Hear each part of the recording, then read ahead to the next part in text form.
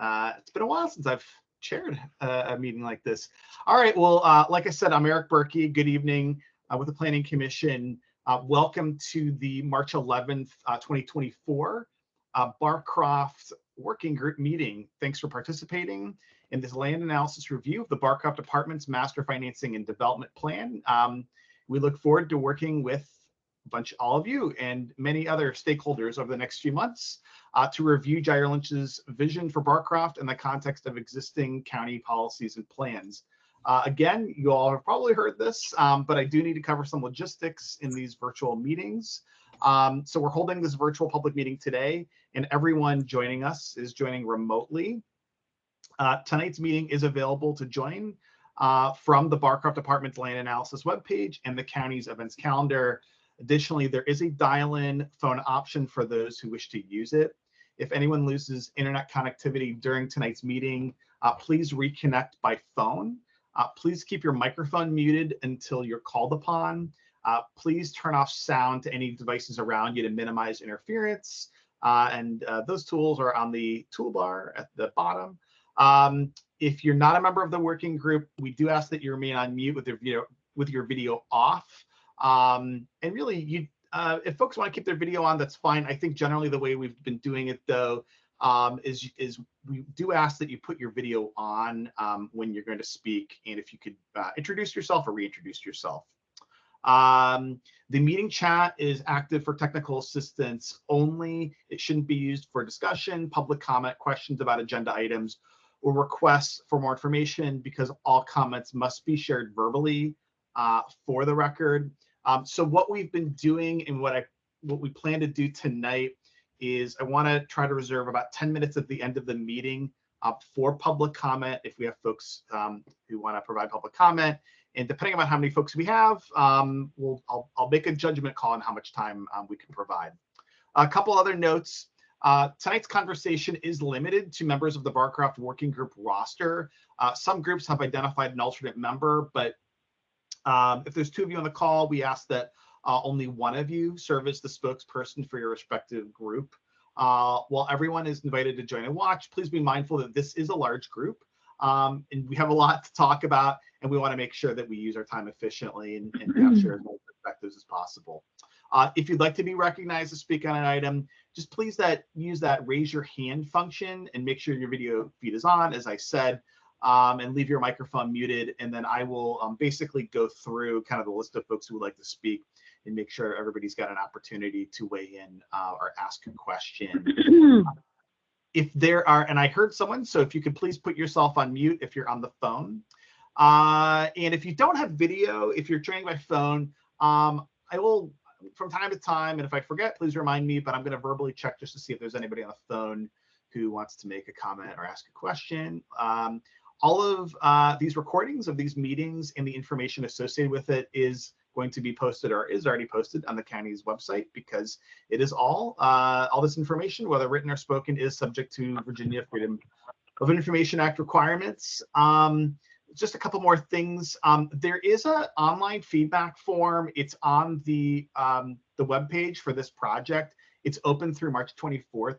Please, please, please fill this out, share this widely within your networks. This is a key part of our staff's evaluation. So please share it widely. It uses plain language. It's in several different languages. And if you have any questions about that, feel free to reach out to Matt or other county staff. So tonight we're going to be, this script is not correct, but it's all good. Because I'm looking at an old one. So tonight we're going to be talking about transportation. So that's the main focus tonight. So we're going to turn it to county staff, and then also folks from Walsh Colucci who are going to provide some presentations. But before we do that, in lieu of having everyone reintroduce themselves again, what I'd like to do is see if there's anybody who was not at the last meeting, or really who hasn't been at one of these meetings yet and is representing one of our stakeholder groups. If you could go ahead and raise your hand, and then I'd love for you to hop on video and introduce yourself. So I see Michelle Winters. Go ahead, Michelle.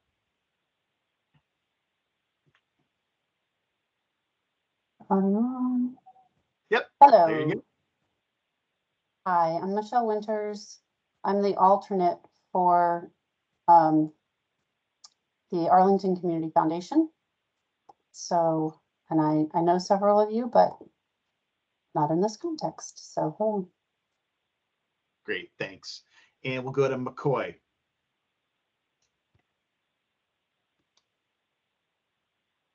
Hey, good evening, everyone. I am one of the representatives for Voice, and I'm here with, I think, Pat as well. And this is the first time I've made it to one of these working groups. Looking forward to learning and listening. Wonderful. Good to see you, McCoy.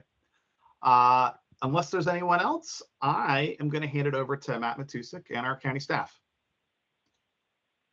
Thanks, Eric, and good evening, everybody. I'm going to cover the first portion of the presentation, and I'm joined tonight by some colleagues of mine from the Department of Environmental Services. I'll let them introduce themselves shortly. But what we wanted to do is cover a few reminders that I think are becoming regular starting points for our conversation. Make sure everybody understands as we get into each topic where we are in the overall process. It is moving fairly quickly, and we do have a lot of information to cover, but we also think there's an advantage to, I think, maintaining momentum where we don't allow too much time to go by between our meetings, so that I think a lot of these topics are fresh in everybody's minds and we can kind of have a more efficient conversation about the vision for Barcroft. So I'm going to cover the first 9 slides and remind everybody of some ongoing engagement that's happening in the community, kind of alluding to what Eric just mentioned. We do want to cover the policy context behind, again, similar to last 2 weeks, what do we have in terms of adopted policy to guide the transportation conversation, so that whether you're an expert in the topic or not, you will have most of the information available to you to make more informed decisions and provide better feedback, and really have the same starting point as everybody else when it comes to transportation. We all tend to have our own respective backgrounds and expertise. So even if this is not your particular issue, you should feel a little bit more dangerous after tonight's conversation. Once we're done, the Jai Lynch team will produce their presentation, which has been posted to the website. And then we're going to have a conversation about what we just covered and take a lot of the feedback.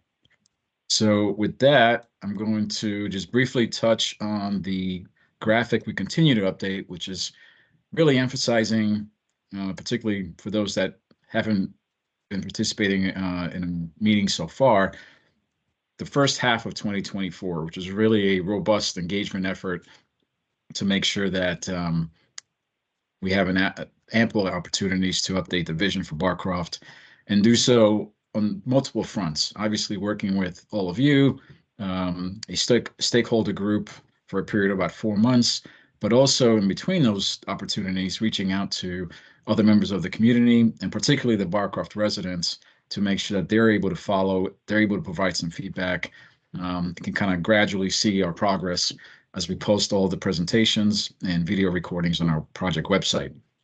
And again, this is going to sound repetitive, but the reason we're emphasizing the first half of the year is because to really accomplish everything we need to accomplish and realize Barcroft's vision, we first have to revisit a lot of the policies that got us here in the first place, make sure where any updates are required for those policy elements, but also identify any further evolutions in the Jai Lynch's proposal for Barcroft. And once we are able to complete that by this summer, we can then progress into the second half of the year, where some more detailed conversations can happen at the neighborhood's form-based code level, which is a much more detailed analysis and prescriptive set of exhibits that we have to address and reconcile once the vision is updated. So we're going to start at a high level of information and then zoom into the details in the second half of the year. You can see here, highlighted in yellow, we are in our second meeting. So we've covered preservation and conservation area lines. Now we're going to discuss transportation. And in 3 weeks, on April 1, we're going to regroup to discuss open space. As this is happening, you may have seen some of our staff, particularly our communication staff. Elise, I believe, is on the call, as well as Melissa and Olivia from our housing and planning divisions.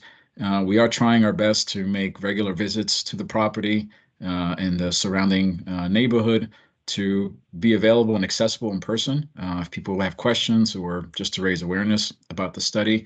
So we don't want to just limit the feedback to, Monday evenings every 3 weeks. We want to make sure people have various opportunities to provide comment and raise any questions they might have as they learn more about what we're doing. So we're going to keep updating this, and you can gradually see the progress that we're making between now and July. Yeah, I mentioned the earlier meeting that we just had in late February. Tonight we're discussing transportation and parking, and you can see kind of the outline of upcoming agendas, focusing in April, where we're going to have 2 meetings. We're also in between there planning an open house, which the date and location are still to be determined, but another opportunity for everybody to access this information.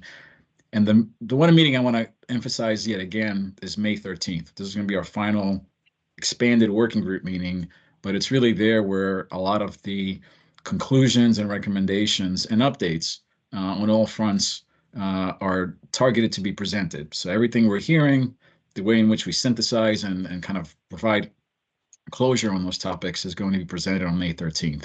So that's going to be a really critical meeting that allows us to then progress to the request to advertise action in June and any kind of formal county board considerations in July. So with that behind us, we are now looking at all the policy documents that we've alluded to in the last 2 meetings, but focusing on the ones that involve or reference and inform the transportation discussion. So here we're going to have the 2 site-specific plans, the Columbia Pike Revitalization Plan from 2005. This is the one that looked at those commercial nodes and then intersections of Columbia Pike, and the Neighborhoods Area Plan from 2012 that looked at all the in-between residential portions of Columbia Pike and really has the predominant vision for Barcroft. In addition to that, Kristen's going to help us cover a lot of the Master Transportation Plan documents, which involve several sub-elements that have very unique focuses, and you'll see that approach and pattern kind of replicated in the J.R. Lynch presentation, just to kind of help us really organize our thoughts, organize all the different information that's available to us, because it could be very easily overwhelming. So this is how we're going to do that for tonight.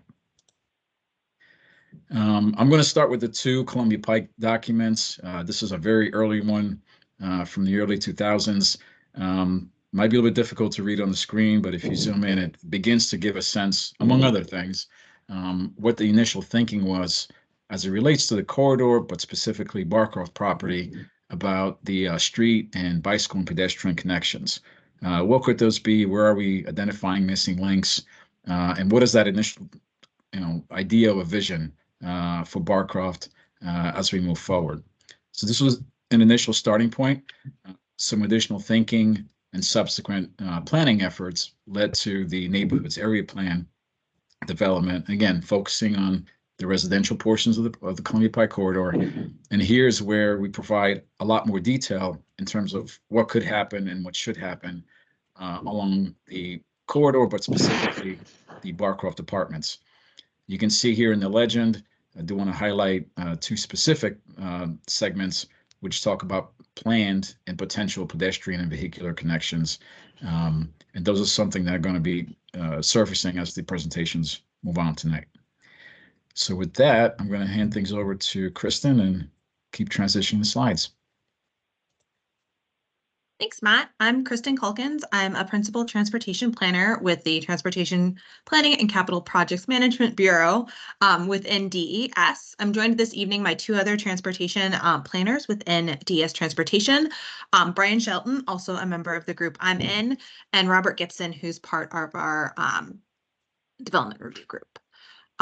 So as Matt alluded to, the 2 planning efforts that provided guidance for both the commercial areas and the neighborhood areas of Columbia Pike are represented in the MTP, the Master Transportation Plan map. So those networks, those roadways that were recommended as those from those 2 different planning efforts were integrated into our MTP map. as shown on this slide. These streets are really intended to help provide internal circulation and connectivity to the larger area surrounding Barcroft, and provide internal circulation for residents, visitors, workers, and people using multiple different modes, from pedestrians to cyclists and vehicles, especially as people access new buildings on the site. Next slide, please. The streets element just reflects kind of the status of the streets that surround the Barcroft site. We've got a number of principal arterials in the area. South George Mason and Columbia Pike both border and provide boundaries for Barcroft, and those are principal arterials connecting the site to areas of the county and the region. We've got 4 Mile Run Minor Drive, which is a local principal, which just provides more local access. And then there are also a number of local streets internally that provide circulation and connectivity to the larger network. Next slide. The bike element, like the MTP map, reflects some of those connections for bicyclists that were recommended as part of the 2 Columbia Pike planning efforts. You can see on this map that there's a new bicycle connection east-west internal to the site to help connect to the WNOD trail, primarily via a bike boulevard on 12th Street. And then there's also a north-south connection recommended in the plan that connects along South Wakefield Street to connect Barcroft to the Arlington Boulevard Trail and the Roslyn-Ballston corridor. Next slide. There's a robust amount of transit available in the area, both provided by ART and WMATA, that connects the Barcroft area to portions of the county as well as the region via bus transit. Bus service connects residents to Ballston and the Blue Orange Silver Line via the ART 72 on George Mason. Connections are available to Pentagon City, the Pentagon, DC, the Blue and Yellow lines via WMATA's 16 series service on Columbia Pike, which is one of the premium transit corridors and one of the major corridors in Arlington. And then there's also connections to Shirlington, its transit center, and other regional bus service via the ART 72 and the WMATA 22A. Next slide, please. There have been a number of transportation studies and investments made or happening in and around the Barcroft apartments. The first is the Columbia Pike Forward effort. Barcroft is situated on segment F. If anybody's been out in the area recently, it is an active construction zone. Those recommendations are being implemented today. It's really exciting to see. Right now, we're anticipating that construction should be completed by fall 2025. Following the completion of this segment, there'll be sidewalks, complete sidewalks on both sides of the street, 2 travel lanes in each direction. And there are also enhanced transit stops that are being constructed along the corridor. A complete station can be seen eastbound at South 4 Mile Run and westbound at South Buchanan. And there will be additional new transit station improvements included at South Thomas Street and at George Mason. The recently completed South George Mason multimodal study has a number of recommendations as well that relate to Barcroft and how it will connect to the larger area surrounding it. The study was actually recently completed at the end of 2023 and focused on improving bicyclist, pedestrian, transit, and driver safety and mobility along the corridor. It proposes improvements at major intersections like Columbia Pike and 4 Mile Run to improve safety for those modes, as well as improve operations and the progression of transit along some of the corridors. Proposed pedestrian crossing improvements are recommended to provide safety for those crossing South George Mason Drive. From Barcroft to bus stops and to Doctors Run Park. So those are new recommendations at 12th Street. And then there's also a shared use path that's recommended along the corridor, along the east side of George Mason Drive, completely separated from traffic to provide a safe and convenient connection from Wakefield High School, the WNOD, and the planned Columbia Pike Bike Boulevards all the way to Arlington Boulevard Trail. Next slide, please. So Jared Lynch's portion of the presentation will more clearly articulate what their transportation recommendations for the site are, but we want to talk a little bit about why some of those are being made or proposed and the context behind them. Next slide. As discussed in previous meetings, there is a private townhouse community that's been built after the adoption of the Columbia Pike plans. It did not take advantage of the opportunities provided in the form-based code. Rather, it developed by right. The construction inhibits the ability of the new 11th Street connection as identified in the neighborhood plan and as shown on the MTP map. So in response to this, Jared Lynch has proposed to modify the grid and have 12th Street serve as the major vehicular, pedestrian, and bicycle east-west connection for the site. They've also proposed modifications to other streets in the plan to facilitate the proposed redevelopment, including the elimination of a connection to 4 Mile Run Minor and the realignment of South Wakefield Street at Columbia Pike. Those are just some of the deviations that exist for the vehicle network between what the adopted policy guidance is and the proposed plan that they'll be presenting in a bit. Next slide. We also have some information about how we look to provide the bike connectivity through the site. Jared Lynch's proposal identifies 12th Street as the main bicycle connection through the site with a connection to the Washington and Old Dominion Trail. This connection, we want to just emphasize, will need to be designed considering the future context of 12th Street as the community redevelops. So making sure that that facility that's provided along 12th Street is safe and comfortable for people who are using it to connect to the greater bicycle network. Next slide. And then from a parking context, parking for residents and customers in the redevelopment areas is anticipated to be provided in structured and underground garages. So those are the red, blue, and yellow areas on the map. For the areas that will stay the same or in the preservation areas, it's anticipated that surface parking along the existing vehicular connections and in a number of retained parking lots will be the predominant way that those areas are parked. These are all topics that are going to be delved into in more detail in Jared Lynch's presentation, but it's the policy background and a little bit of the rationale about why things are different than some of the adopted policy that we've had, or just things to highlight and consider as Jared Lynch presents on their proposal.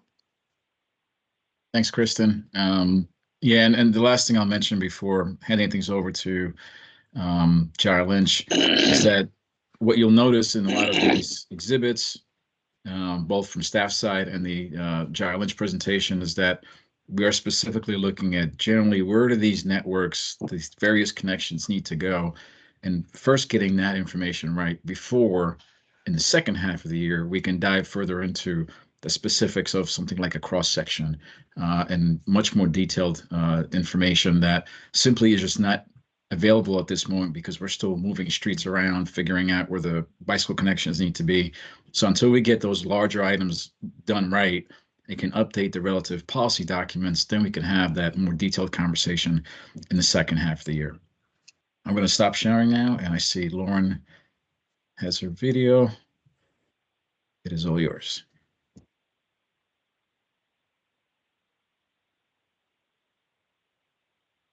Just a second while I bring up our presentation.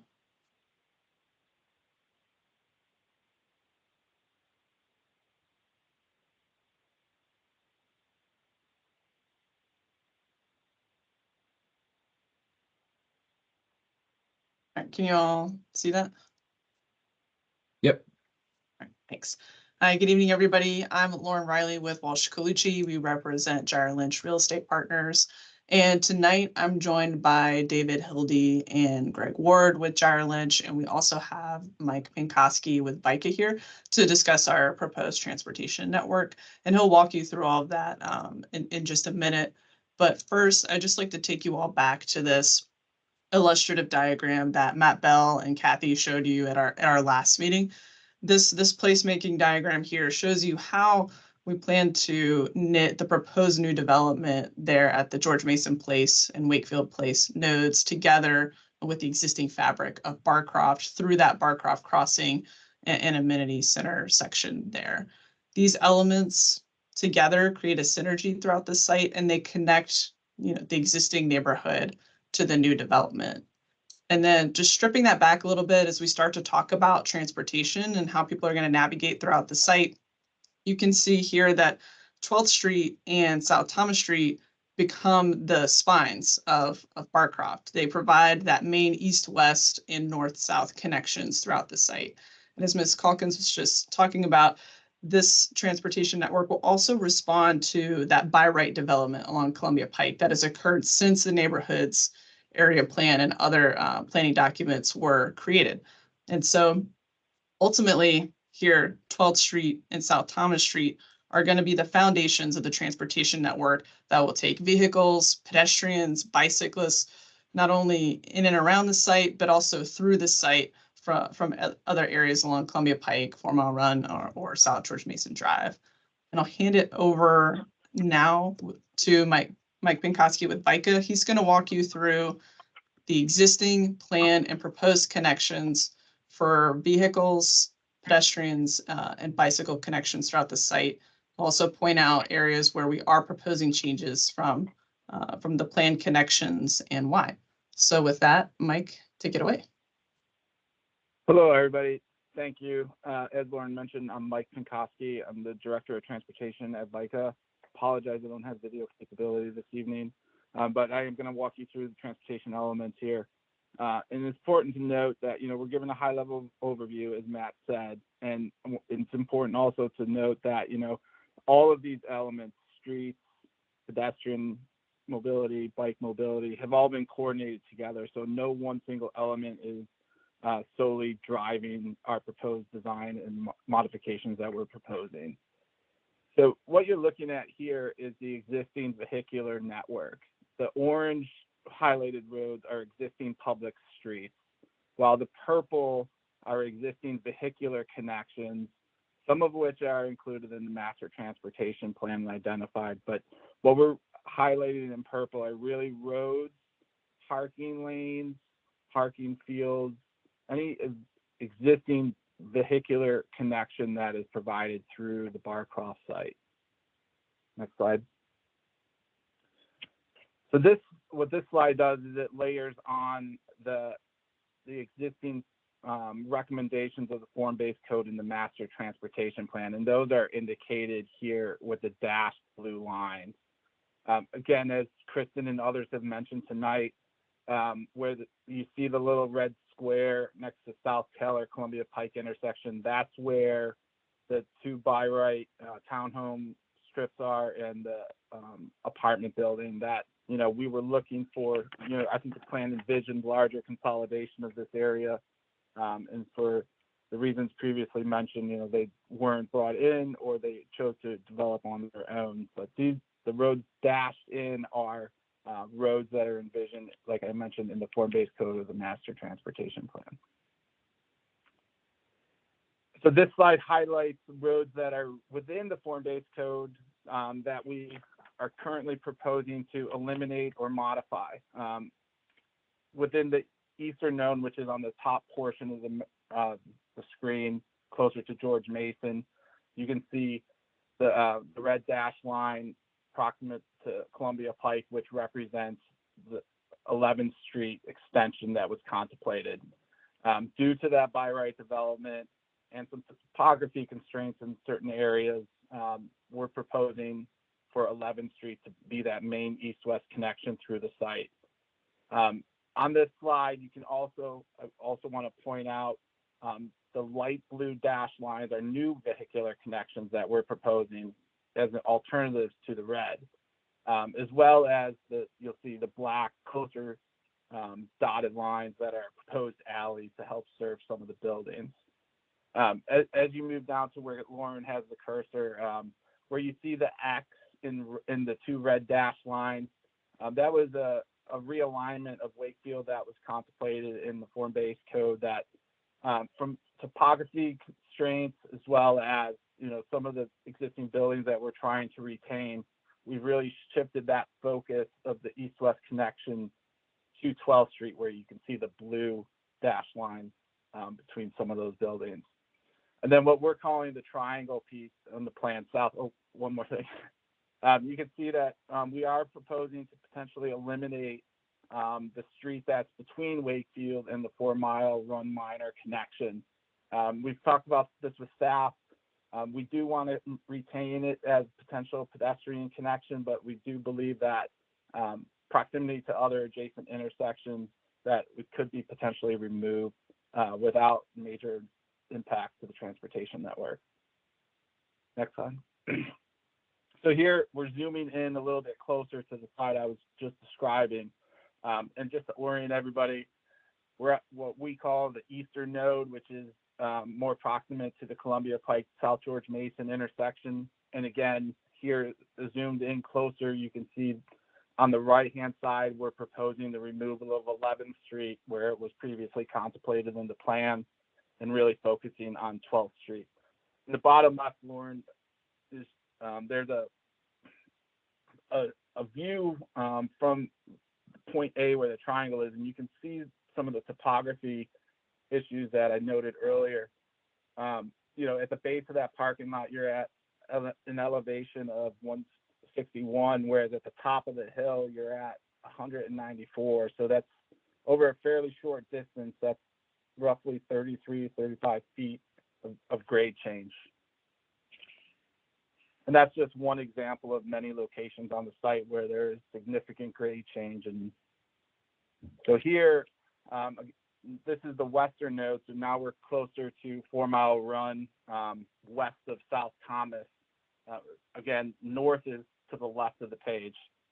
But here again, you can see the comparison of, you know, the streets that we're removing in red to the blue dashed preference to make 12th Street that major east-west connection.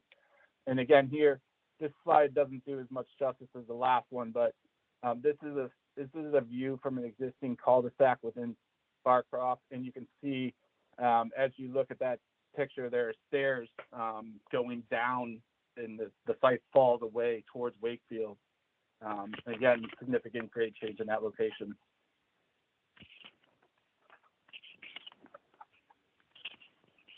And then Mike, we also don't have great photos of this too, but another reason for the removal of this connection here is also the severe grade change from Columbia Pike as you fall down toward 4 Mile Run. Yeah, exactly. And you know, just while we're on this slide, I can just throw out some elevations just to kind of set the context. You know, South Thomas Street to the north of the plan is at an elevation of 200 to 192, whereas along 4 Mile Run, where the Wakefield connection is and where the red dashed line connects the 4 Mile Run, you're at a 129 and a 135. So you're seeing 60 to 70% grade change between 4 Mile Run and South Thomas Street. So any road connection across that, you know, there is significant topography to deal with.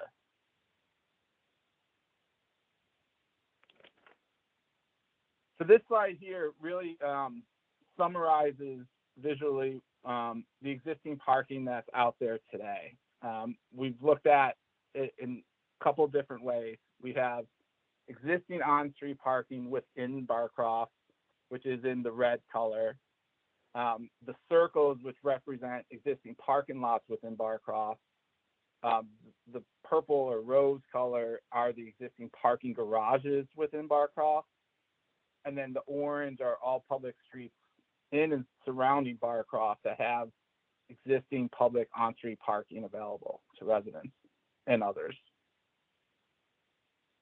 And as we work through, yeah. Oh, sorry, Mike, go ahead. No, I was just going to say probably the same thing you were going to. You know, we understand that a lot of these areas are going to be impacted by the future redevelopment. We're continuing to study those areas where new development is occurring. We're evaluating the existing and future supplies for the conservation area as units and parking is being removed. And you know, we're working towards finding a solution so that the existing residents within the conservation area can retain a parking ratio generally close to what's out there today.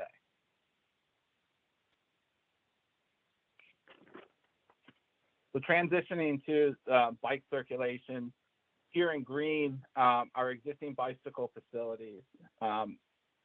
You can see from this slide that there is currently no facilities through the core area of Barcroft.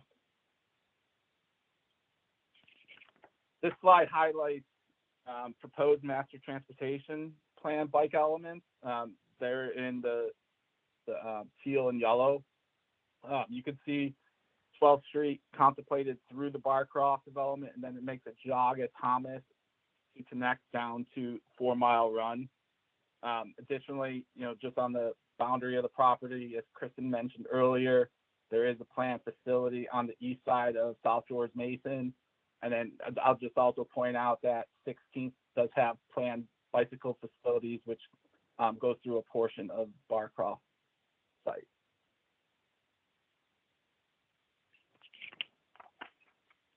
So this slide highlights in green what is currently proposed as part of the bicycle transportation network through Barcroft, with the red dash being the deviation from the current master transportation plan.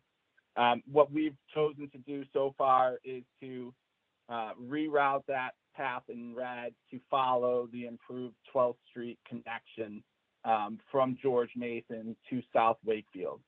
An additional element to further enhance the bike network is the proposed connection from 4 Mile Run Minor to Columbia Pike along Wakefield to provide that connection, and then further along 4 Mile Run Minor to the W&OD Trail along that southern triangle or western triangle piece.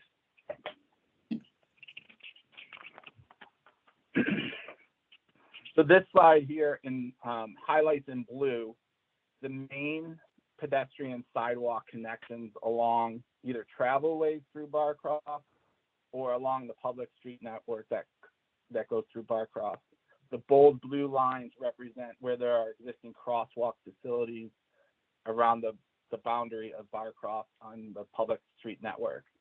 One thing that we didn't highlight on this slide, but if you're familiar with Barcroft and if you look a little closer at the exhibit, is that there's a series and network of internal sidewalks that lead from each of the individual buildings to these main pedestrian connections.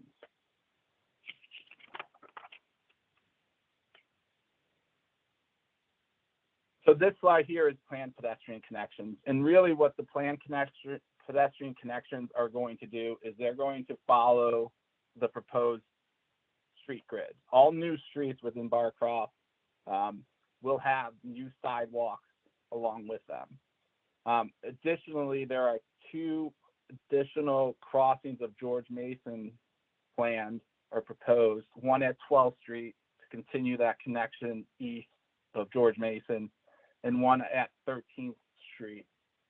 Yeah, there you go, right in the middle. So there'll be multiple connections proposed for future connectivity east-west across George Mason.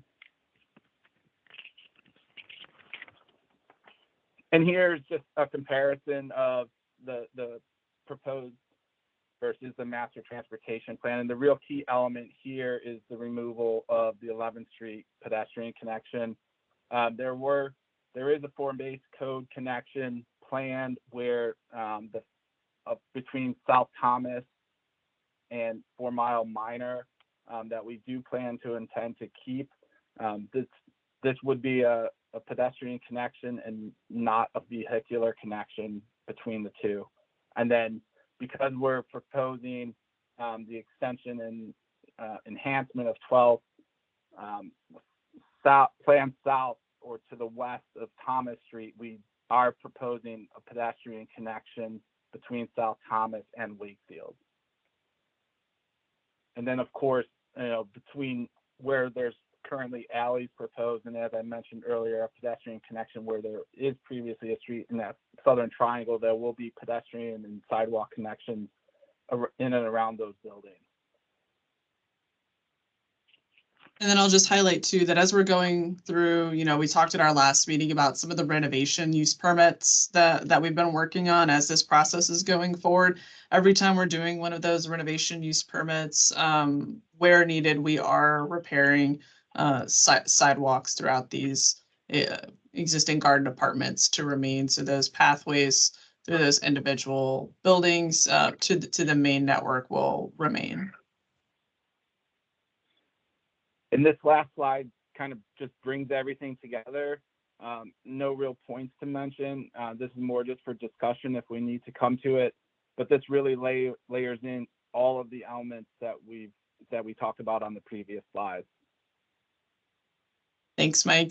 And I know everybody, this slide could be a little overwhelming with all the different colors that we're showing, but it really does show that at a high level, our team is thinking comprehensively about the various modes of transit throughout the site: vehicles, pedestrians, bicycles, and we're proposing a coordinated network that's going to support the existing buildings and the new buildings on those east and west nodes.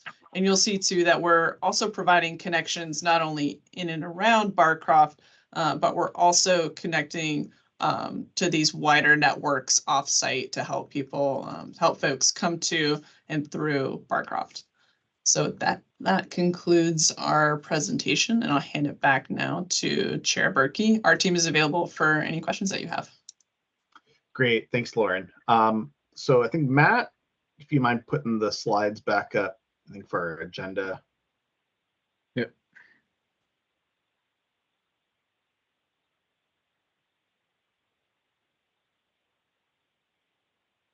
There we go. Okay, so let's start here. Are there any clarifying questions in response to either the staff or the Gyre Lynch presentations? If you've got one, go ahead and raise your hand now. Go ahead, Mike. Okay, yeah. So a few questions.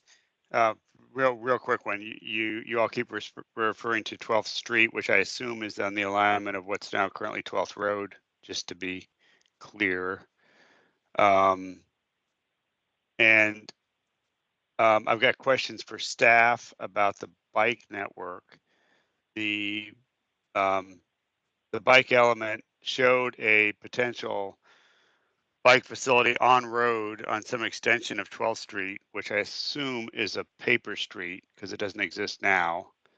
Kind of need to know from staff whether that's actually in the plans to be connected as it's shown. So that's my first question. And then I've also got lots of questions about what the type of bike facility you're planning through the development is, but I'll stop and let you answer those first two questions. Yeah, why don't we do the first question, and we can loop back to the bike network. Go ahead. Sorry. Yeah. I was gonna do that. So it's at least Google Maps says 12th Street, and like that's what we've been referring to it as is 12th Street. There's 13th Street and 13 Road. But when we talk about 12th, we talk about what had been the second of the two streets. So 11th had been in the plan as a new connection. 12th Street is now what that east-west connection is envisioned as. Okay. And there's only one 12th in the plan. So if Right, there's that's nomenclature fine, yeah. as far as road versus street, there's only one 12th that we're talking about. That's fine. Then I guess the question to county transportation staff, is there a plans to actually put a connection through to Quincy as you're kind of indicating on the map? That's in the plan. That's in the, it's in both, it's in the Columbia Pike plans, and then it's also in our MTP map to create some sort of connection east-west across George Mason.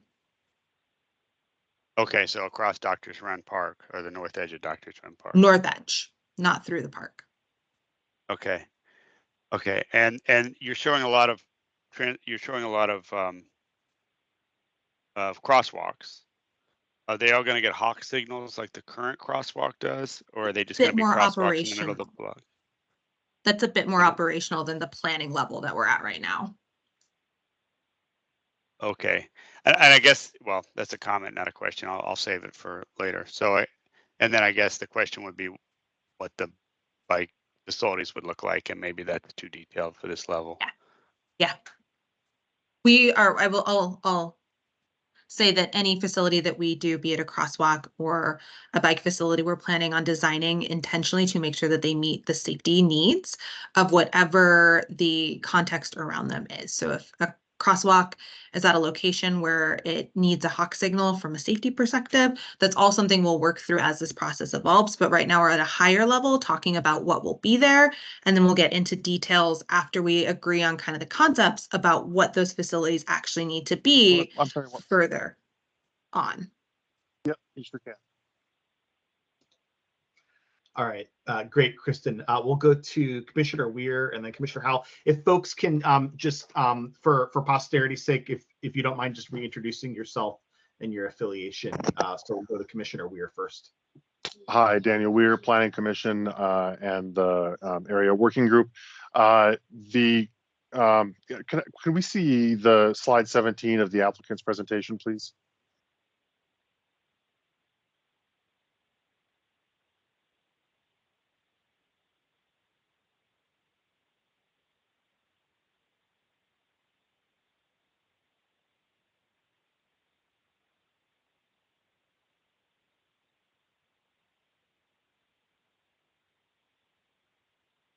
Thank you.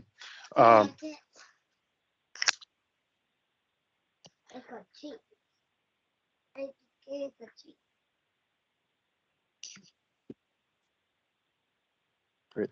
Thank you so much. So I see there's a pedestrian 1 minute, Myron, sorry. There's a pedestrian connection going through the lower left corner, which would be the westernmost corner, right? You know, we can call it the Cezanne area. I'll call it the Cezanne block for, you know, just ease of identification. And then if you look at slide 13, which is the bike connection, right? You see that we can see where there is a pedestrian connection through that block that is not also a cycling connection. And I want to get a sense of how you would describe the difference between the built environment, the hardscaping, et cetera, that would make it a pedestrian connection, but not a bike connection. And is the idea that it would not be accessible to cyclists, or is it that it would not be designed for cyclists primarily? When we get to the comments, I might have more to say about this, or someone else might as well, but I just wanted to get a sense of what the applicant and staff perhaps think are the differences between these two, like the actual, you know, as I see it and walk through it and experience it, differences. I'm going to go off mute and off camera, on mute and off camera. Thank you. Thanks, Commissioner Weir. I'll just elaborate a little bit. Why you're not seeing a bike facility connection through this way, but you are seeing a pedestrian connection, and I'll go back quickly to our vehicular connection slide, is that we're proposing alleyways here through the western triangle, the Cezanne block, as you called it.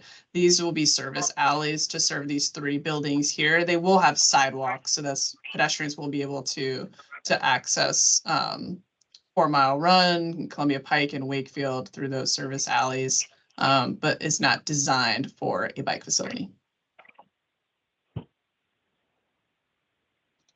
Thank you very much. That's informative. Thank you.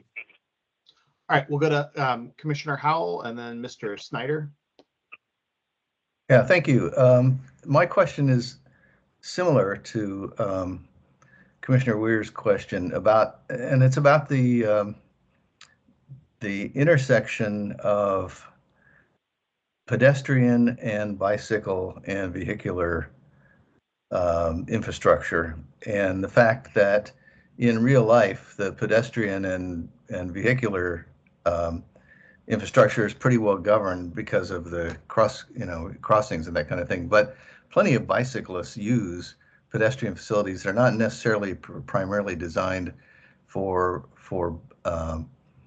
bikes, and bicyclists also have to navigate, of course, streets. So I guess I'm not being an expert on the transportation issue.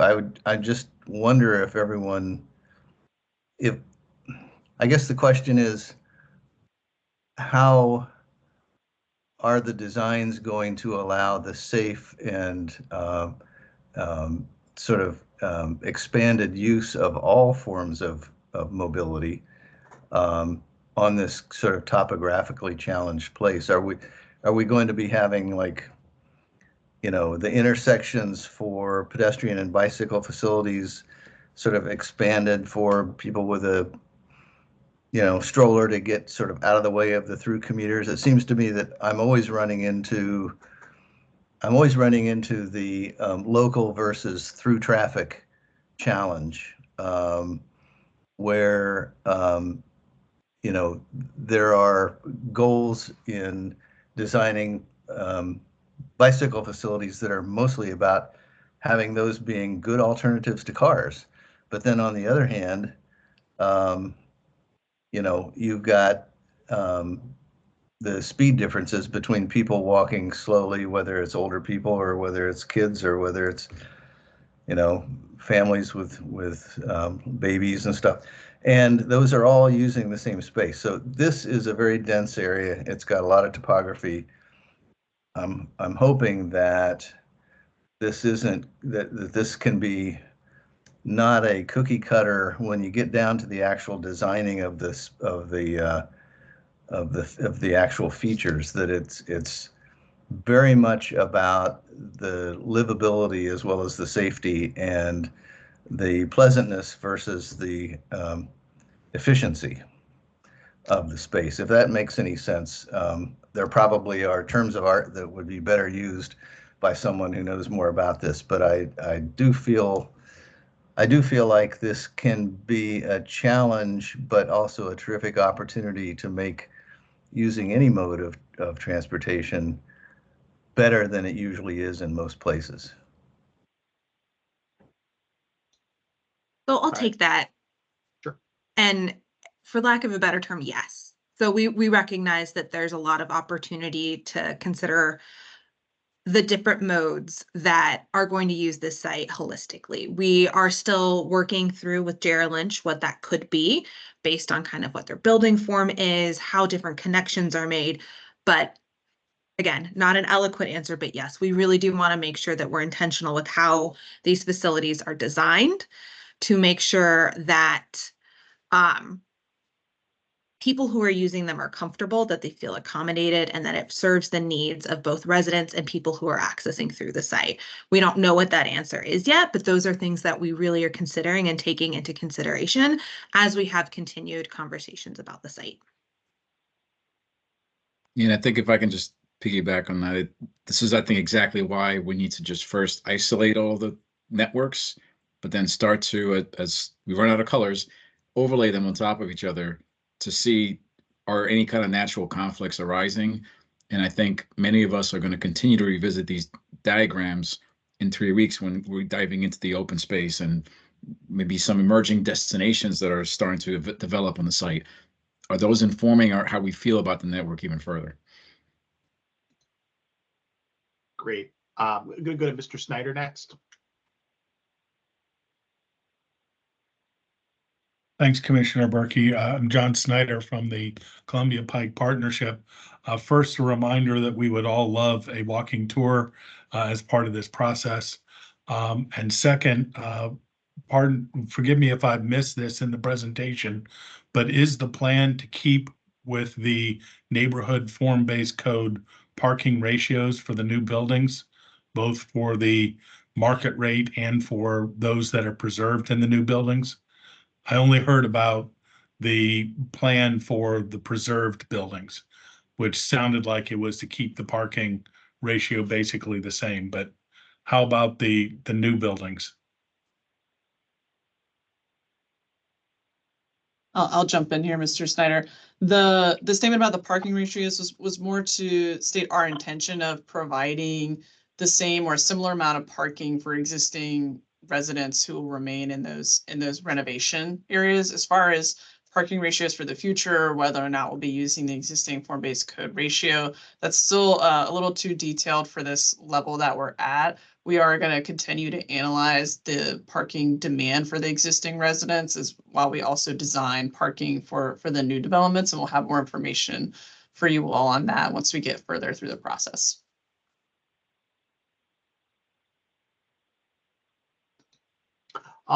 So Mr. McCullough, I see you're next.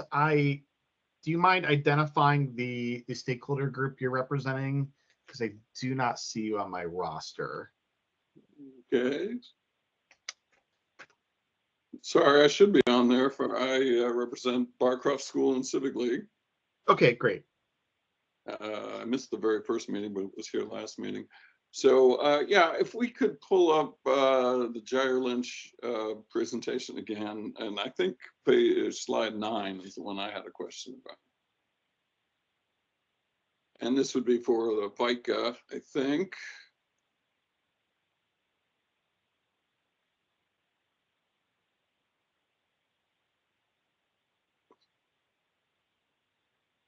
You said slide 9. I think so. That's what I noted when yeah, this will do. So in red, 11th is being basically not used and closed. I understand that. And part of the reason for that was that, this is from George Mason down to Thomas. Part of that is because it was very steep grades, right? The grade changes. So I guess I had a question about 12th, which in blue there shows to be continued. And I think that's a really important connection, right? These connections are really critical, both vehicular and bicycle and pedestrian connections to make a network here. So that's a critical one, but is that also have, significant grade issues? Have we calculated kind of what the grade changes are for that one? And is it really viable?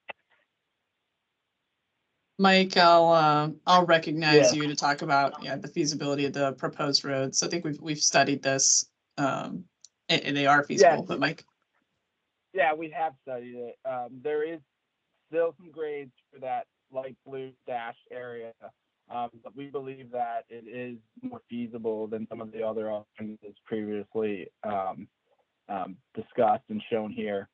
Even Wakefield itself does have some grade change, especially as you get closer to 4 Mile Run. So where we tie into Wakefield will be important to minimize the grade change that's happening east-west. Yeah, I see. It's just, I see it seems like approximately the same grade differential and a shorter distance, which means higher grade, percentages. But if you looked at it, that's great. I just feel it feels anti-intuitive to me that it's any better than 11th.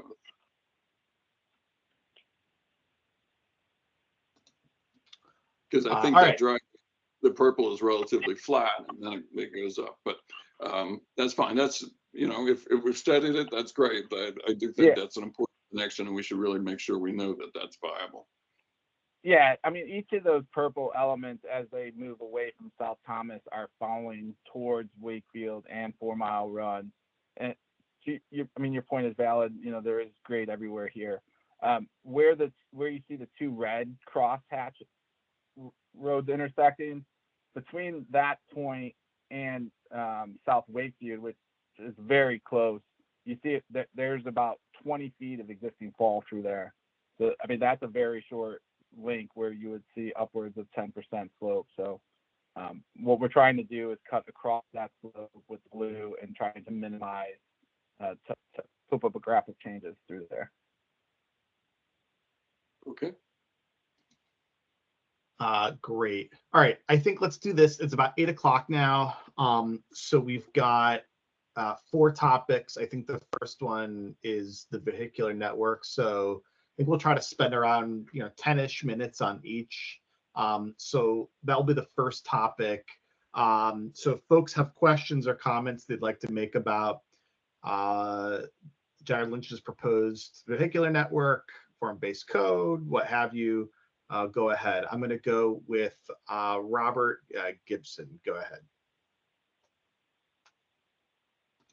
Apologies, I meant to lower my hand. Thank you. Oh, okay.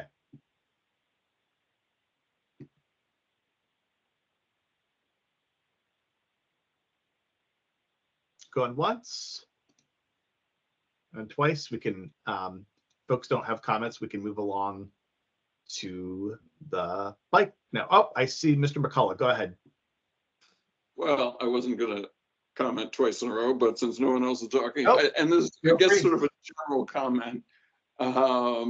I saw, and I'm not going to make you pull up the slides again, but I saw a number of the connections to Columbia Pike that were proposed previously in either the form-based code or the transportation plan. And I understand the reasons, the new construction and all, they've been reduced. I think there were 5 originally contemplated through this, and maybe 2 or 3 remain. And again, it's just a general comment. I'm strongly supportive of as many of those connections as possible. If we can, somehow get past the edge of that of the new townhouses and still make a connection to Columbia Pike or whatever it is, the more we concentrate vehicular traffic in 2 or 3 connections to Columbia Pike, obviously the less network is like it is, and the more potential for poor performance and all of that. So it's just and I understand exactly why it's happening, but I would really like to see as many connections as possible on Columbia Pike. And I know there's grade changes too. I'd like to see as many. I mean, I think from a vehicular point of view, we're sort of maxed out onto George Mason too, but I guess my comment will include, also bike and pedestrian connections, and we can talk about that when that comes up. Great. We'll go to Commissioner Slatt next. Great, thank you. I just wanted to say I think that I'm comfortable with the changes to the vehicular network largely. I do think the loss of 11th Street, I'm glad to hear that staff is talking about what the bike facility may need to be on 12th, because I think the loss of 11th means it's unlikely to be able to function as a bike boulevard. I think that puts more potential traffic going forward on 12th because 11th is not going to exist. And I do think it's great to see what I kind of think of as Taylor getting connected through to the Pike. My understanding there, I think that makes up for a lot of the loss of the other sort of side streets that were contemplated to connect to the Pike under the form-based code. So all in all, pretty happy with and comfortable with the changes to the vehicular network. Thank you. Thanks. Commissioner Hanna? Yeah, I'm kind of jumping on the bike thing. I'm not sure if we successfully change subjects or not, but if we are, Mike Hanna, BAC and PAC rep. Yeah, so I am a little concerned. 12th Street is pretty steep as it is now. I'm assuming the alignment stays the same as it is currently. So I think getting those facilities right is critical, both coming up off of George Mason and down the other way. I am concerned unless we change the character, and I think we're still looking at a 4-lane George Mason, of having that many crosswalks as you're currently proposing. I'd love to see it. I'd love to see the vehicles slow down enough to allow for that many crosswalks, but without signals, I am a little concerned that those might not be safe crossings. As I brought up before, I'm also concerned that we develop this concept and then the county never builds the connection at 12th Street to Quincy. If so, then this whole bike network is kind of hanging out there, unfinished and really not accessible from bikes. And I was wondering if there's a way to develop a secondary network that would be connected to the existing Hawk signal at 13th Road and then down Taylor. The advantage of that is it doesn't have the grade that going up 12th Street all the way up and then back down has now, which I'm assuming you're not changing grades much, so we would be stuck with it that way. In terms of accessing through the site, that's much easier grade. And it has an existing George Mason crossing, which right now we don't have under the proposed. But otherwise, I'm glad to see what you've done. And it's going to be critical that the facilities be designed right, especially when you're sort of zigzagging at the other end of the site going down towards 4 Mile Run. Thank you. And I think we'll just transition to bikes because that was the next category. So I don't know, Commissioner Slatt. Oh, you took your hand down. So I'll go ahead and I'm going to put myself on the list there. I think I would associate myself with the comments Commissioner Hanna just made. I would also like to see there be more of an emphasis on trying to connect 12th Street. I think that's important, but I also share the same concerns about the grade change. And so I'd like to see us provide more effort there. I'm also cognizant right now that's an interesting area even before you hit the grade change in Doctors Run Park, because we've got we've got a volleyball court there that's pretty well used during warm months, and that's right next to what's currently the staging site for Pike Forward. So I personally would be amenable to, even if we had to have like a path go around that or something to accommodate park use, but I think that's important that we pursue that. I'm going to go to Commissioner Slatt next. Great, thank you. Yeah, I have similar concerns. I know staff's response, is that this line has existed on the form-based code map to go through the northern edge of Doctors Run Park for a long time now. But this proposal is what's going to make it needed. It was never a high priority because the bike boulevard never got you any further because Barcroft was this giant barrier to moving via walking or biking. And now we have the potential for it not to be. So I think it's understandable that everybody is like, okay, well, is the county actually willing to make this connection at the northern edge of the park? So I think that's why that is getting brought up. And I would love to hear from somebody in DPR to actually confirm that that's something that is willing to move forward. And then I will say on the west end of the bike of this proposal, kind of building on Commissioner Weir's question from earlier, I do kind of wonder if it wouldn't be, let me put it a better way. I feel like it would be a better connection if it were to follow that service road between the buildings in that western kind of Wakefield area of redevelopment, the Saison block. 4 Mile Run Minor is not a great place to bike right now. Maybe the plan is to make it a better place to bike, but I don't love that we have this strip of that bike connection on 4 Mile Run Minor. I feel like it might be better to make a connection between those buildings to get that connection to the W&OD when it finally comes up to the grade of 4 Mile Run Minor there. I think those are my main bike. I feel like I had one.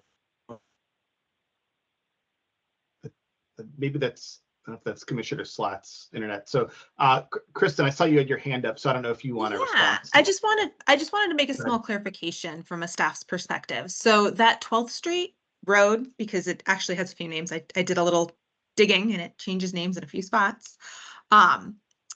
We don't envision that taking anything from Doctors Run Park. So the parcel that is currently the staging ground, that's currently the 7-Eleven, if and when that redevelops, that extension of 12th there will serve both vehicular and bike pedestrian connectivity. So it's not incumbent on the county to do something with Doctors Run Park. Long term, there could be a need for intermediary or interim connections if that parcel or connecting parcels take a long time to redevelop, but it's not intended to need space from the park. So we've talked about this with DPR. That connection is really intended to happen as part of redevelopment under the vision for the plans. Are there other staff or the Giant Lynch team? Anyone else care to weigh in? Don't have to. Just want to give you the opportunity. I want to take a second before I hit Commissioner Weir.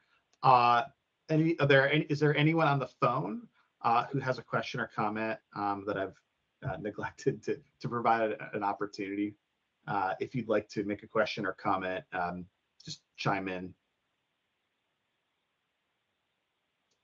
Okay, hearing no one, I'm going to go to Commissioner Weir then. Thank you for pushing two things just a little bit on as far as 4 Mile Run is concerned, 4 Mile Run minor. You know, once upon a time, I used to take the 16Y regularly. If I were to be cycling anywhere around 4 Mile Run minor, and I thought that there were going to be buses queuing up there, I would bike through the service road rather than up to Columbia Pike, rather than trying to negotiate what looks like a queue of buses or even people getting on or off buses on 4 Mile Run minor. And unless there is an anticipated long-term or medium-term change in 1 second, Myron, in how things work. Myron, I'm speaking right now. I'll get to you later. Then okay. Then, you know, just from if nothing else, from a harm reduction perspective, you know, what Commissioner Slat's talking about, I think is worth really looking at. Is just given that people are going to be biking through that service alley, you know, we probably would be best served by treating it as where people are going to be biking and sort of meeting them there. As far as Doctor's Run is concerned, you know, a nice interim condition would be, and my apologies if someone has raised this and I've missed it, you know, in lieu of waiting until the Penske site goes, there is a spur off of the Doctor's Run Park Trail, and it would be very nice if we would be able to connect that in some way to the 12th Road Bike Boulevard, if that's an alternative to waiting for connectivity along the southern part of that Penske site parcel. That's all. Thank you.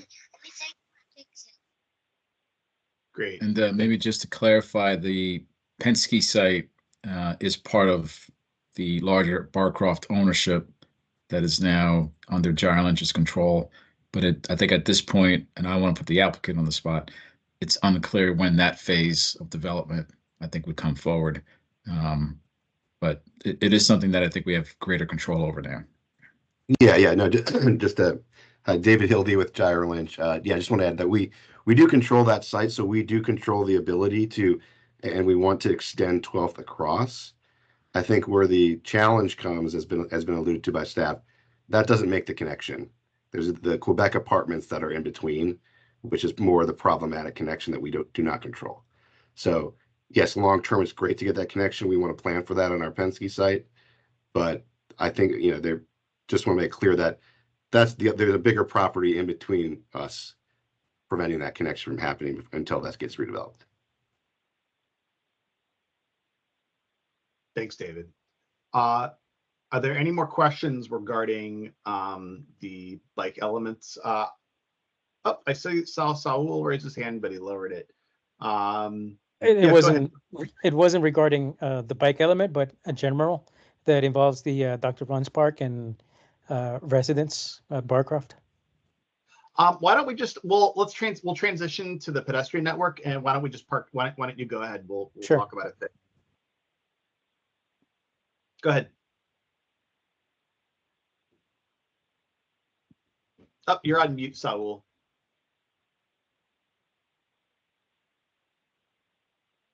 Sorry, I didn't realize we were jumping to that. No, so you're putting you on the spot. Go ahead. Thank you.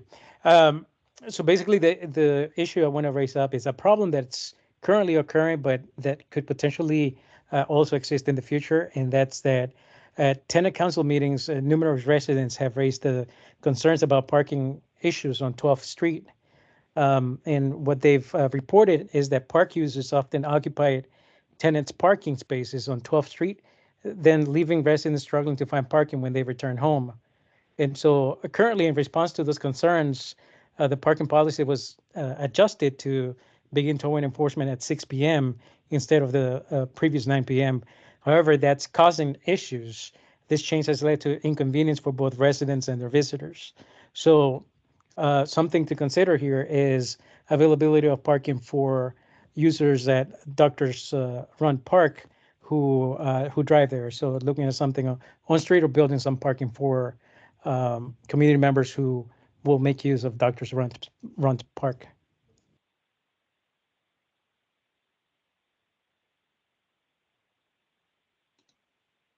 I don't know if Matt, if you're going to respond to that, but we can keep going to, is it Miss Audant? It's Odant, and thank Odant. you. Thank you. Thank you. I appreciate it. Karen Odant, and I represent the Disability Advisory Commission, and I applaud staff and Geraldine. She made some references about smoothing out steps where there's severe grade change, and I'm just curious when like those specifics will be made available.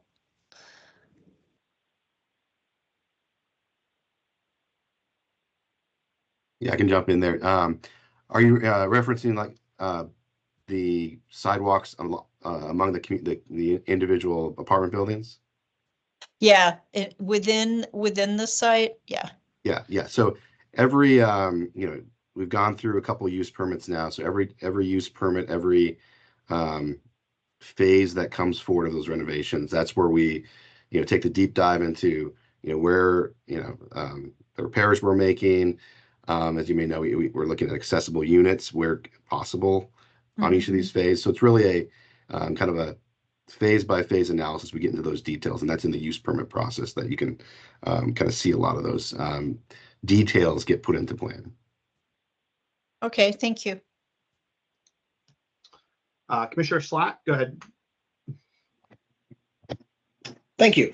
On the pedestrian side of things, if you look at the proposed future pedestrian network, there's kind of an obvious no man's land where nothing connects in what I consider kind of the southeast corner of the main Barcroft network. So west of George Mason Drive and north of 4 Mile Run in that corner. And I know there's a lot of steep topography there, but it seems like there's an opportunity for a pedestrian connection that it would be stairs, probably. But that would be very useful. There's already an existing set of steps that come up from George Mason Drive to what I kind of consider Taylor Street extension. It's not an actual public road, but it kind of comes off of Taylor. You just can't get from there, that portion of Taylor up to kind of that next vehicular area, kind of at the top of the hill. But it seems like there's some opportunities on either side of the set of garages that are there to make that connection. I was just wondering if that's something that might be possible, could be looked at, if it's already been looked at, because there's just kind of a very obvious lack of permeability for a pedestrian there, and it impacts not just neighbors trying to get through the site, but also residents trying to get to other parking spaces and other parts of the complex, and it will impact people trying to get to the future amenities in Barcroft and that sort of thing. Yeah, maybe to address that, if we could have maybe the pedestrian network exhibit get pulled up. Yeah, let me bring up our slides again.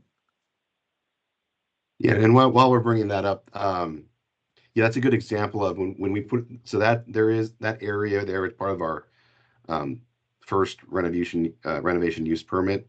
So as we went through that, we did identify, is there a possibility to make a connection up through between there, the couple, and so actually there is a tree preserve area, and then also if you go further up, that's where if you guys have seen or heard of the slope failure, that's where that's occurred. We are trying to get a path through that preservation area up. So, but in terms of stairs or something more substantial, a lot of that's a preserve area, so we want to be sensitive to that.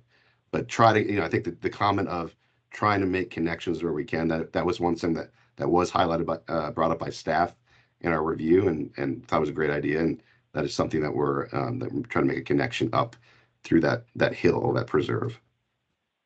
Yeah, and I'll just to piggyback off what David's saying, there's a very steep hill between where this parking is right here behind this building, and then going down to that area where these buildings and garages used to be. So there really is a limited opportunity to go north-south in this area of the site. I put myself next. So Lauren, if you could bring your cursor back, what about the area slightly north and slightly, it's not really north. Yeah, slightly, I guess it'd be slightly north and slightly east. So if you go left a little bit, if you go a little bit left, like what about this area? Because I definitely associate myself with Commissioner Slatt's concerns about the pedestrian connectivity, because when I was able to join the residents at the Residents Council meeting last week, and staff was there, and I think there was a really productive conversation, and we heard a lot of concerns about the availability of parking. But my comment's not really about parking. It's, of course, it's about like access to the sites, and you know, if folks are searching for parking, or they're home late, they're working irregular hours, it's on the weekend, like it would be, I think, essential to make sure that if they have to be on Taylor, but they need to make it, you know, over here, or they need to make it Thomas or whatever, that we provide maybe a bit easier of pedestrian connections. You know, I don't think it's just the amount of parking. I think it's the quality of the options, right? Especially when it's dark at night, you know, just, you know, safety concern, you know, things like that. So I don't know what the grade is kind of over in this other area here that's a little bit north, a little bit east, but if we could, yeah, like in this Right area, here. a little bit more north, yeah. Yeah, so actually, if you go further north than that, North there's or actually left. Yeah, exactly. Yeah. yeah, there is a path, there is a sidewalk there. We haven't Okay. highlighted it, but you can kind of see underlying there.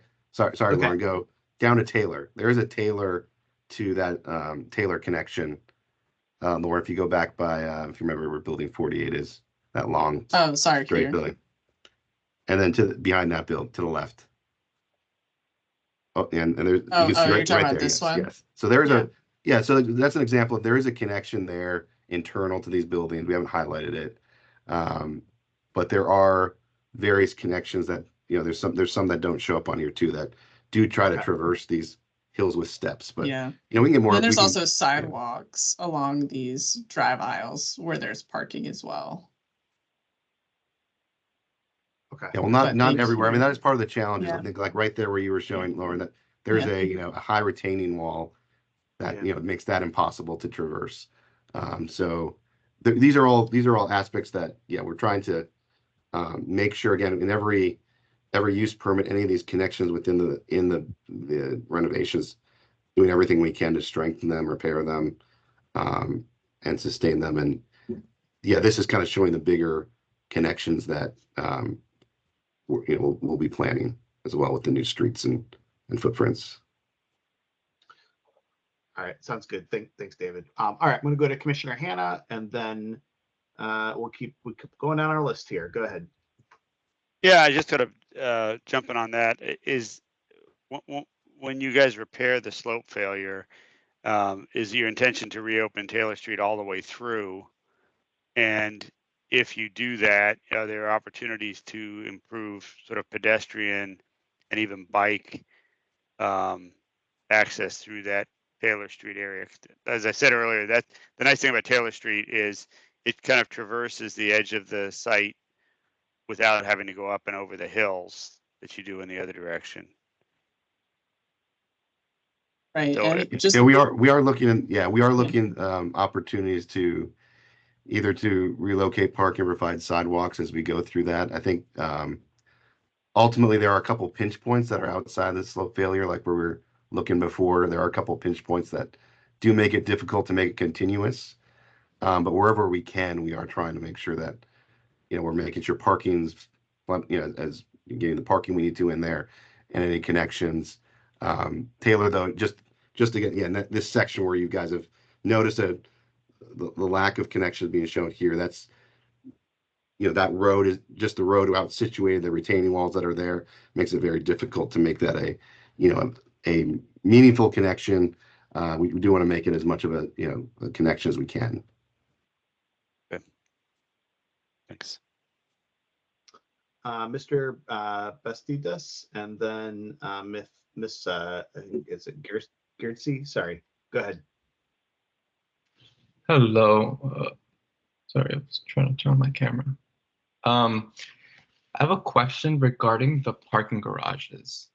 will those be removed or will those stay? Just because considering if they were removed, that would create a lot more parking space in the area where they are. But just question regarding that. Sure. Several of the parking garages will be removed to accommodate the new development nodes where we are proposing new development. There are a few that will stay. There's a historic preservation piece of this as well. In order, we'd like to preserve some of those existing garages to remain as part of the historic accessory structures along Barcroft. And then the reality is, I think we're only going to retain about 3 of them because others have already been demolished through that slope failure that we were just talking about, or will have to be removed to accommodate new buildings. Though I think David, you all have studied those garages and determined folks are using them for vehicle parking, right? Or they're leased for. Yeah, we the majorities are actually leased for vehicles. I do, again, that's not necessarily a resident living right there next to their unit. We have studied the efficiency of changing those to spaces. Given that they are smaller garages, you don't necessarily pick up a lot of additional spaces, assuming those garages do. But I think Lauren covered it well. We tried to balance. We do want to preserve a couple stretches of garages in the original section 1, just to preserve those accessory structures, and then in other areas like a parking area off of South Thomas Street, where we will take those away to reconfigure the parking and provide more parking for residents.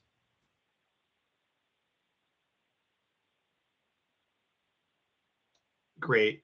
Miss, is it Guernsey? Guernsey? Yeah, Guernsey is right. Yeah. Hi, Kathy Guernsey, Columbia Forest.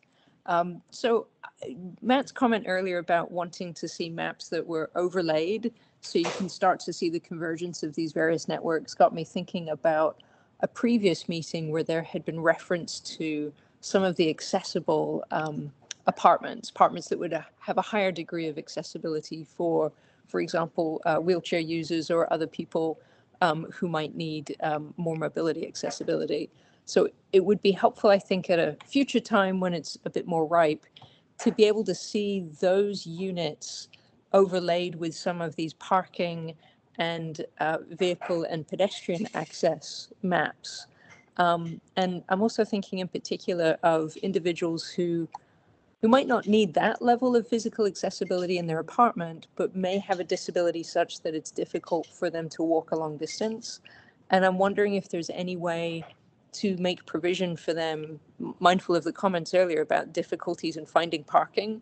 If you have an individual who doesn't need like a wheelchair accessible parking spot, but really needs to guarantee that their parking spot is not too far away from their apartment where they don't have to walk terribly far, is there any flexibility that could be built in on the roads to designate an on-street parking spot for that individual in the future so that they know that they'll be able to park proximate to their apartment? So again, I know this is probably a bit early days yet, but just wanted to flag those issues for consideration. Thank you.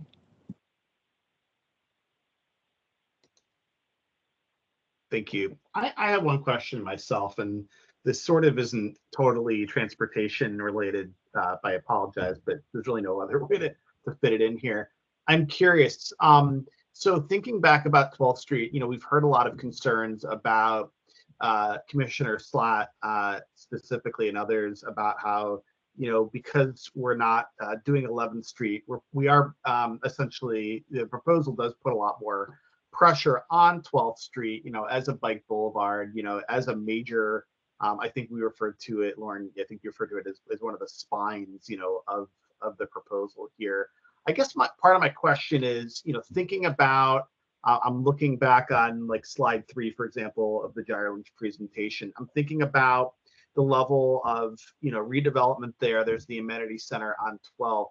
Is there anything that at this point would be specifically would be different about like the sidewalks or the pedestrian experience like on 12th Street versus like any of the other existing sidewalks or other sidewalks in the property? I'm just trying to visualize this and get a sense. I was looking at the MFDP again, the Master Development and Financing Plan again, and obviously there's some great visuals in there, but what is, sort of what's the proposed kind of pedestrian experience? Because I'm looking at 12th Street and I'm thinking of this is kind of a main Broadway, a main kind of, a showcase, whatever you want to call a street, right? Spine of this project. So what does that experience sort of look like if I'm walking down 12th?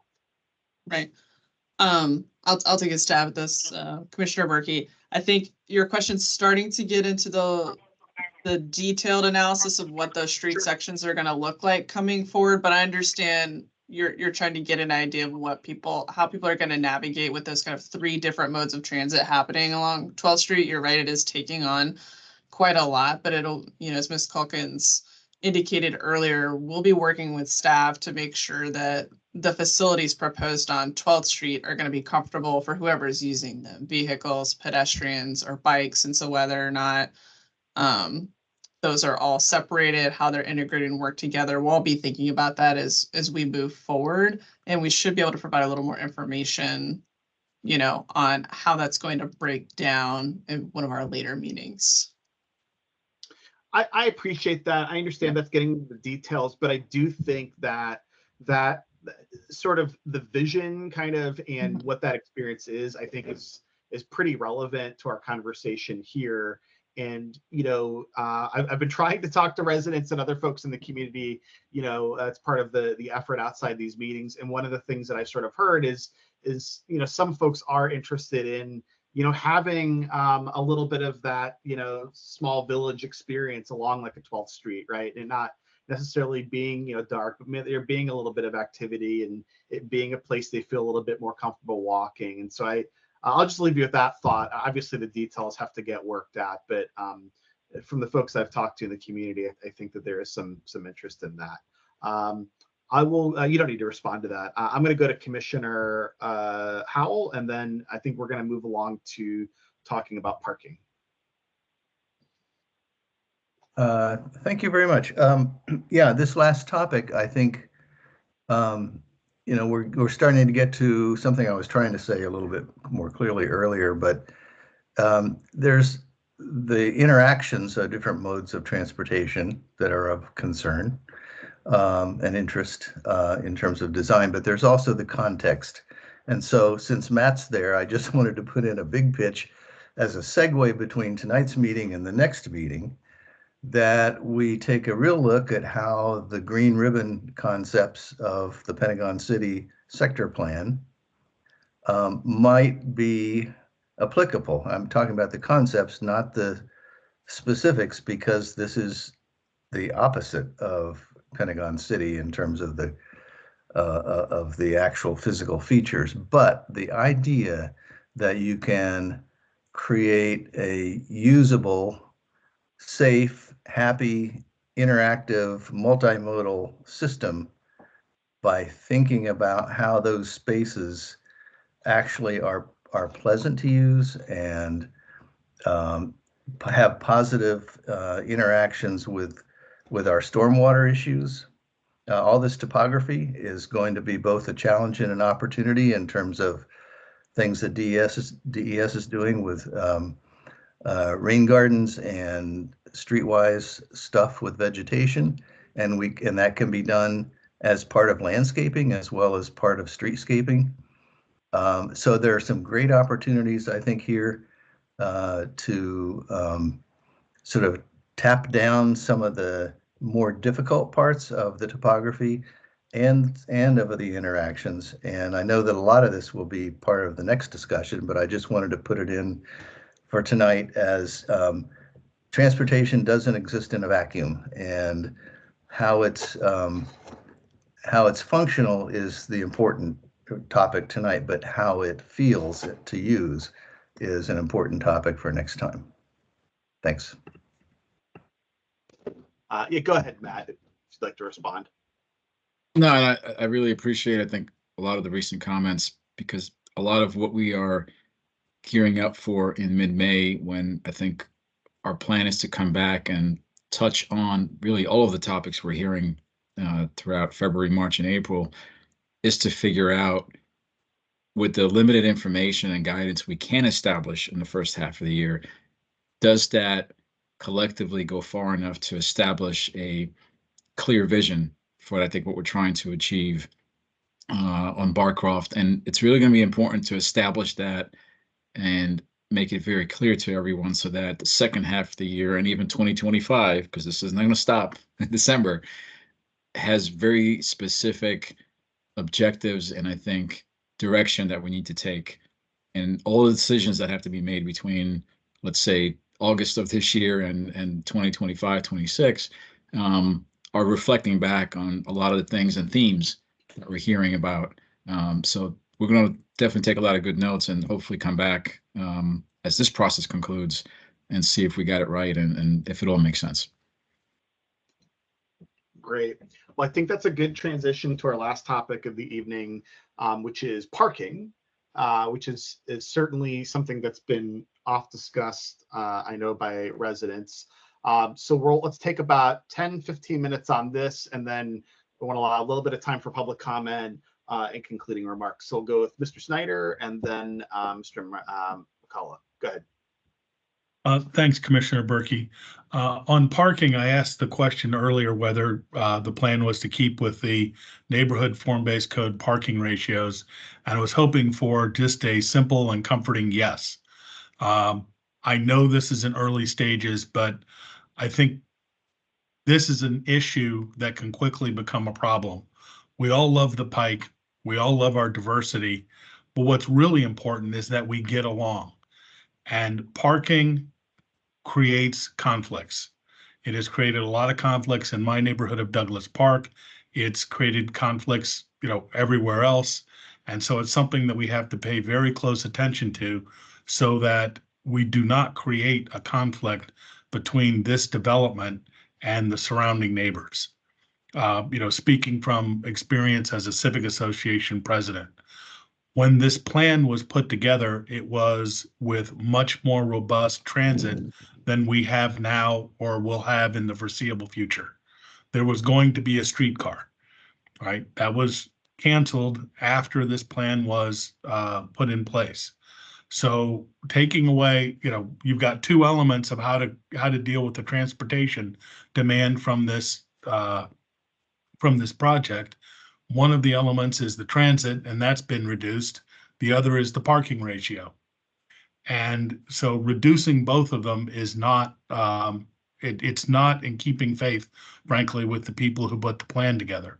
And as I mentioned, can create a great deal of conflict.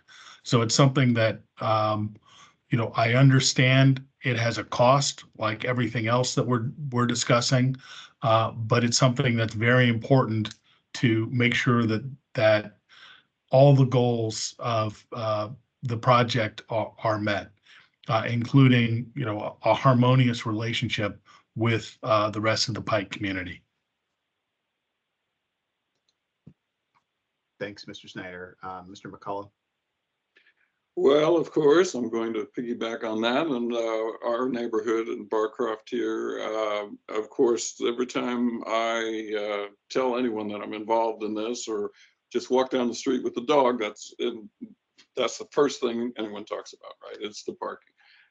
And right across Columbia Pike, especially people in our neighborhood that's nearest the Pike, they're very concerned with this. So I have a couple of, and so I wanted to reinforce Mr. Snyder's discussion there. I think the parking ratios are important. I'd like to hear more detail. I saw on Jair Lynch's presentation, sort of dots that showed where parking is. And I know this will come on and be developed, and it's probably down the line, but it is such a critical part of the neighborhood's feelings about the project that I'd like to see it developed more sooner than later. And that is, what are the real numbers? How many spots are here? How many spots are there in each of those different locations, and how are they going to be preserved or not? There's a lot of changes in the road system. The biggest, I think, parking area is currently on 12th, and it looks like the character, and of course it interacts with open space, because you'd like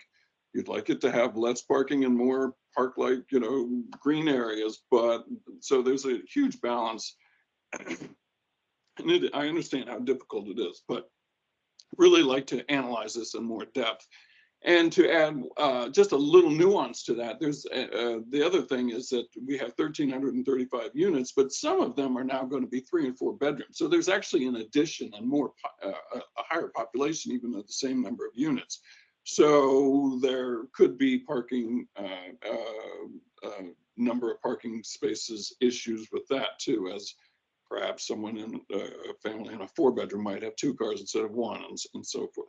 So I'd just like to reinforce that I think the analysis and the more detail about that, the sooner will go a long ways to alleviate any stress and worries in our neighborhood's thought process.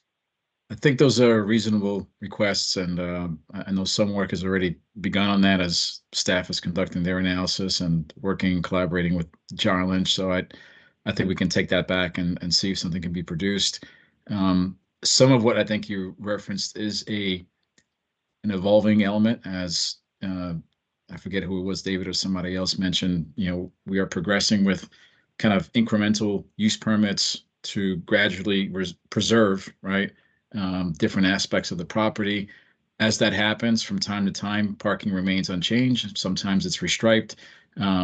But I think we can provide at least a snapshot of where we are in spring of 24 to allocate and identify where the private parking spaces are and where we have on-street parking in the public roadways, all of which are likely being utilized by residents and visitors.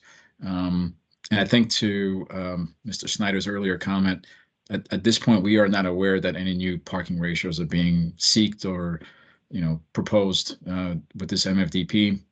I will reference that the Neighborhoods Farm-Based Code has 2 ratios. There's a market rate unit minimum ratio for residents and a separate one for visitors. And that ratio goes slightly down, just barely, for affordable units. But we are not discussing any changes to those at this point, as far as I can tell. One other little thing, the other aspect of it that I think would be important as we go through in the actual reality of the process is that even staging during construction, especially of the big buildings, will affect, right? So it's not just the end. At the end, we have X number of units.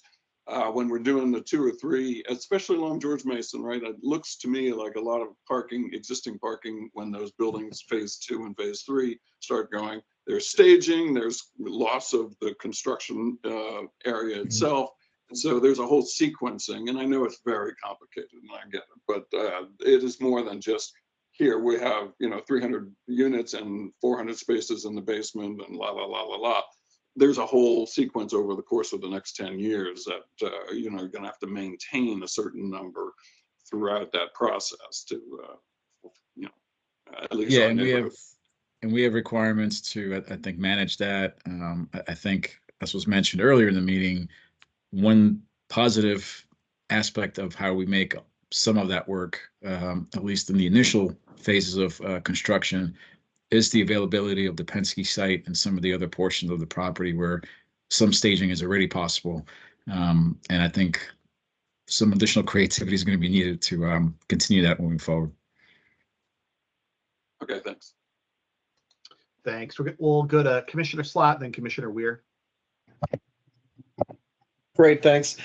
Just wanted to provide another perspective here and just say, the main advantage and an amazing thing that can happen here at Barcroft is retaining a massive amount of affordable housing and keeping a lot of our neighbors here on the Pike, where we can continue to be neighbors with them. And one of the most expensive things to build is parking. And so I really hope that we give the folks at Jar Lynch some real flexibility here, because I don't want to not house our neighbors because we're more concerned about housing their cars. So I think it's really important that we keep our eye on the prize, which is the housing affordability here, and recognize that a little flexibility on parking ratio might be what helps get us there. Thanks. Thanks. Commissioner Weir. Yeah, 2 things. I mean, just speaking for myself only as someone who lives on South 9th Street and frequently experiences spillover parking, I don't know if it's spillover parking or not, but as someone who lives very closely to an APA property and to another garden apartment property into Barcroft, I've never minded. I mean, the lack of on-street parking at night, and there is a lack of on-street parking at night, and I've never minded it because people need a place to park and the streets are public. That's speaking for myself only. But we do have programs in place, or at least nominally. We have, potentially we have programs in place to help manage some of the issues that Mr. Snyder and Mr. McCullough have brought up. One of them could be RPP. Do we have an answer as to whether or not Barcroft apartments and use permit people who live in use permit households are able to take advantage of RPP, or is that like site plan properties restricted?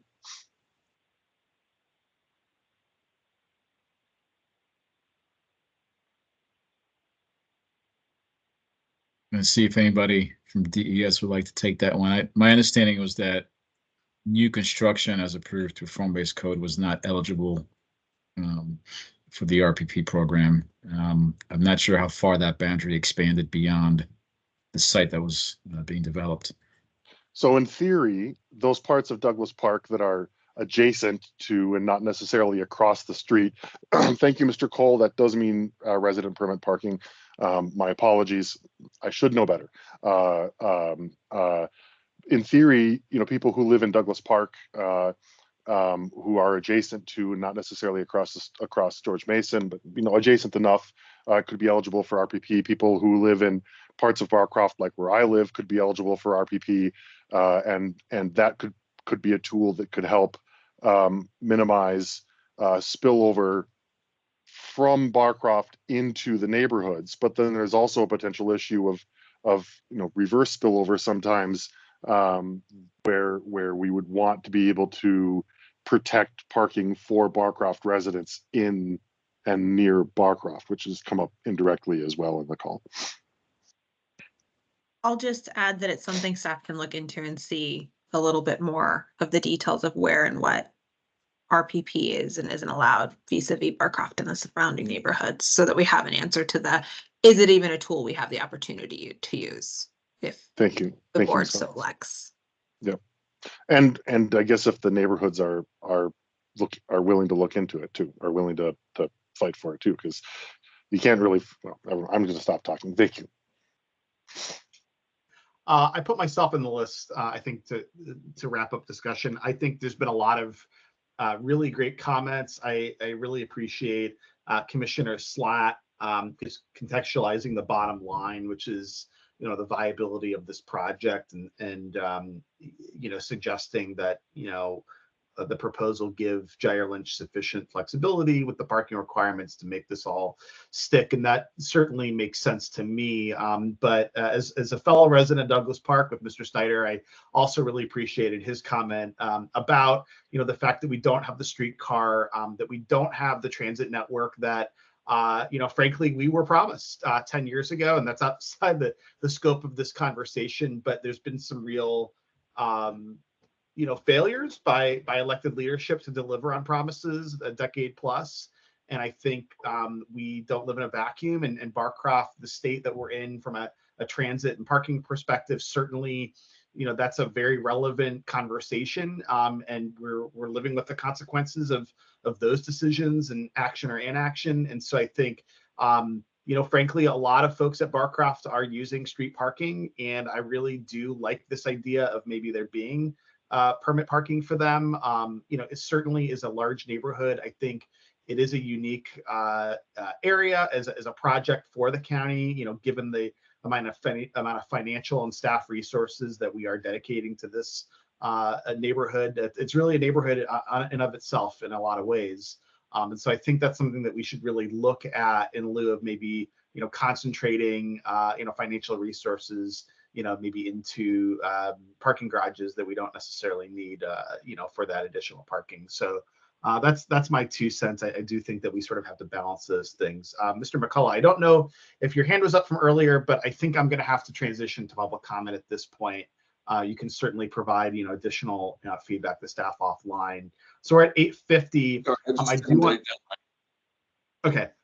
So I do want to provide the opportunity for folks, if they are not on the group, if they're on the call, if they'd like to provide public comment, if you'd like to do so, go ahead and raise your hand, and then depending upon how many folks we have, I think we'll see how much time we can allocate. So if you have public comment, go ahead and raise your hand at this time. Mr. Chair, we also have two phone participants who are off mute. Thank you. Yeah, if there's any, thank you. If anybody by phone would like to make a comment at this point, and I have neglected to call upon you, please go ahead.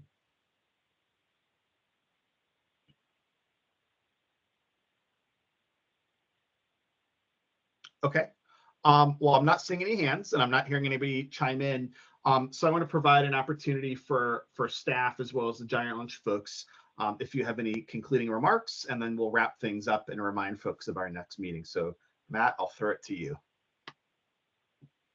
Not much. I mean, I really appreciate a lot of feedback and comments. This is really helpful, and I think you got both Giant Lunch and staff thinking about a few things. So hopefully we can synthesize that further and come back with more information. Great, thank you. Anyone else? I see Lauren's turned her camera on. Thanks. Matt stole my thunder a little bit. Just wanted to say thank you for the feedback that we've gotten tonight. And of course, we'll continue to work with staff on some of your recommendations and study those connections, their feasibility a little bit more, and be able to provide you all more information as we get through the second half of this process. Thanks. Great, thank you. I'll take the, since we've got, it's 8:52, I'll just throw a shout out and say I really do appreciate all the work that's been done by the Giant Lunch team on this project. Really appreciate our county staff though, Matt Matusik, Alyssa, Alyssa's last name? But Melissa Danowski, Olivia Sontagiol are really doing a great job. We really appreciate all the hard work that you've put into the public engagement, the presentations, and trying to make a very granular process go smoothly and go swiftly, so that we can get some results out here and look at some concrete proposals this summer. Matt, what is on tap for the next meeting, subject-wise? So before I get to that, I do see Mark Cole has his hand up. Just sure, go ahead. Yep. Yeah, you know, I'll be just really brief with this, and I hesitated to even bring it up, but just to comment on tonight's presentation, for mere mortals, people that don't do this stuff every day, that presentation was so dense with multiple planning districts, existing roads, existing paths, and even there were a couple of comments made about if we run out of colors. I personally found it overwhelming, and I really couldn't form any cogent thoughts really to contribute to it. So I guess I only raise it for potentially future meetings. Oh, and then another little nit too. As you're going through the slides, like the first half when during the applicant presentation, talking about all the different colors, never once was a pointer used to help direct people to where we were talking about. And you have multiple diagrams on the screen and you're trying to figure out which diagram should I be looking at. So I guess I would just ask everybody to be aware, particularly if we're inviting representatives from all of the civic associations who, like I said, we're mere mortals and we don't live this stuff. Maybe just spoon feeding us a little bit more might help give us the ability to be a little more engaged. So I wasn't going to say anything, but since there was a little bit of time, I thought I would just, it's my 2 cents. Just take it for what it's worth and appreciate the opportunity. Thank you, Mark. Definitely take some notes. I'm hoping we improve next time we discuss open space, which is a great segue to the next meeting on April 1. I think you're right on point. I mean, pointers I think will help. Maybe slowing down for some of the more dense topics is definitely, I think, a reasonable ask. And that is really, I think, one of the key points we're trying to achieve, is to make sure everybody is at least understanding of the topics and can feel comfortable to really weigh in and participate. So if that's something that has proven more challenging with transportation, we can certainly try to find some additional time to follow up. And I would imagine when we regroup in May, there'll be additional opportunities for that as well. So definitely helpful feedback. Yeah, I similarly. If folks have questions, feel free to reach out to staff directly. If you want to talk to a fellow neighbor and get my perspective, if you're ever interested, feel free to give me an email.